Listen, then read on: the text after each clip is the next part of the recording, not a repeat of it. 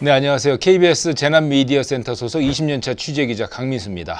얼마 전에 카카오톡 앱이 안 돼가지고 많은 사람들이 혼란을 겪었잖아요. 카카오톡을 쓰는 인구가 우리나라에서만 4,700만 명이라고. 그러니까 우리나라 사람은 다 카카오톡을 쓴다라고 봐도 과언이 아닐 것 같고, 그런데 이런 앱이 무려 127시간 30분 동안 먹통이 됐으니까 직접 피해만 해도 최대 220억 정도라고 하는데 간접 피해가 굉장히 많거든요. 수많은 소상공인 자영업자들이 이 카카오톡 앱하고 연동돼가지고 주문 들어오는 걸로 먹고 사시는 분들이 많은데 이분들 다 돌았잖아요. 사실 택시도 그렇고 통신 재난이 우리 일상생활에 미치는 재난이라는 게 매년 더 커지고 있는 것 같아요.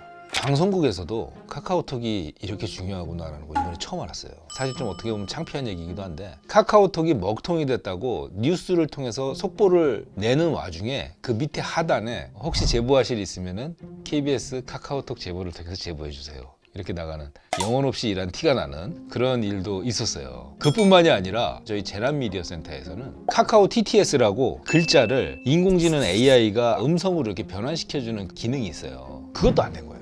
카카오가 먹통되는 그 시점에 만약에 지진이 있었으면 우리 지진 시스템은 잘 안 돌아갔을 수 있는 거죠. 그리고 재난미디어센터 안에는 소방청이나 경찰청이나 도로공사나 각종 CCTV를 모아가지고 지도 기반으로 전국의 재난 상황을 모니터하거든요. 그것도 먹통됐어요. 왜? 카카오 지도 기반으로 돼 있었거든. 근데 우리 홈페이지 포털에는 카카오 지도로만 하지 않고 이중화 시스템을 만들어 놓은 거예요. 그러니까 그거는 또 작동을 했어요.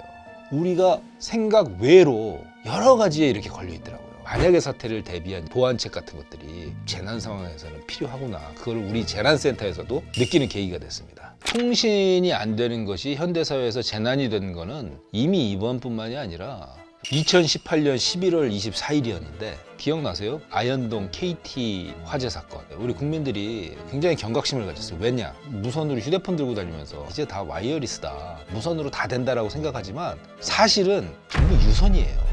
유선으로 선이 연결되어 있지 않으면 우리가 쓸 수 있는 무선이라는 것도 금방 끊어지게 돼 있거든요. 땅속에 묻혀 있는 것들이 전력구가 있고 통신선이 지나다니는 통신구가 있어요. 그래서 우리가 이 지하에는 통신 케이블들이 엄청나게 매설이 되어 있는데, 이 통신 케이블 매설된 곳에서 화재가 일어나서 중구, 용산구, 서대문구, 마포구, 은평구, 심지어 경기 고양시까지 통신 장애가 일제히 일어났어요. 휴대전화도 안 돼, 공중전화도 안 돼, 인터넷도 안 돼, 심지어 경찰 112 종합 시스템도 KT망을 쓰고 있다가 오류가 생겨서 순찰차 지령도 무전기로 했고 완전히 1980년대 스타일로 손으로 써가지고 했다고 해요. 그 정도로 2018년도에 있었던 KT 통신구 화재도 어마어마한 파장을 미쳤었어요. KT 아현동 사건 같은 경우는 화재 원인을 조사를 했는데 명확한 화재 원인이 밝혀지지도 않았어요. 만약에 불이 나가지고 사고가 나면 미치는 파급 효과가 너무 크기 때문에 2018년 아현동 화재 사건 이후에는 지하에 묻혀있는 통신구에도 소방 설비를 해야 된다. 이런 이제 예기치 못한 화재로도 이렇게 큰 피해가 나는데, 전쟁이라든가 대형 자연 재난, 뭐 지진이라든가 무슨 화산 폭발이 같은 게 나서 통신선이 마비가 됐을 때 그러면 그때는 어떻게 해야 되느냐. 그래서 아직도 주파수, 무선, 프리퀀시 이게 필요하다는 얘기가 있어요. 유사시에는 그게 있어야지만이 국민들하고 소통할 수 있는, 우리가 그걸 포기 못하는 그런 이유도 있습니다. 그래서 재난 가방 같은 거를 챙길 때 무선 라디오 수신기 같은 거를 챙기라고 하는 이유도 그런 데 있습니다. 그럴 때를 대비해서 이렇게 KBS도 지상파 방송을 유지하고 있는 거고 지상파 라디오도 유지를 하고 있는 겁니다.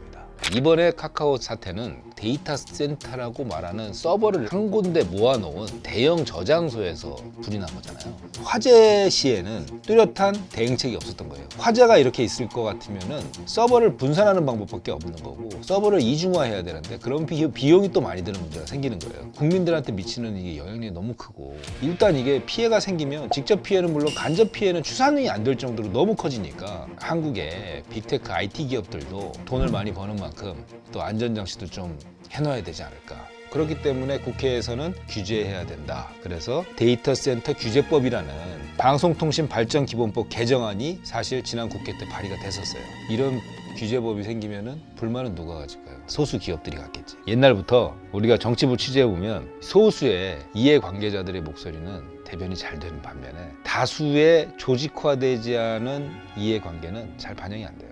카카오를 이용하는 4,700만 국민들의 권익과 상관이 있는 건데도 불구하고 소수의 대기업들이 세게 로비를 하면 조직화된 로비력에 의해서 의사결정이 많이 망가지거든요. 이번에 카카오 사태가 다시 벌어지면서 국회에서 다시 논의가 되고 있는 상황입니다. 이번에는 조직화되지 않은 일반 국민들의 권익을 국회의원들이 좀 잘 보장을 해줬으면 좋겠네요. 통신장애 시 행동 요령 알려드립니다. 갑자기 전화나 인터넷이 안 된다면 다른 통신사 가입자의 전화나 와이파이가 작동하는지 확인하세요. 일반 전화가 안 되더라도 119, 112 등의 긴급 전화는 연결이 가능합니다. 통신장애가 해결되는 동안 전파로 수신할 수 있는 지상파 TV, 라디오, DMB 등으로 정보를 확인하세요. 통신 복구 후 통화량이 폭주할 수 있습니다.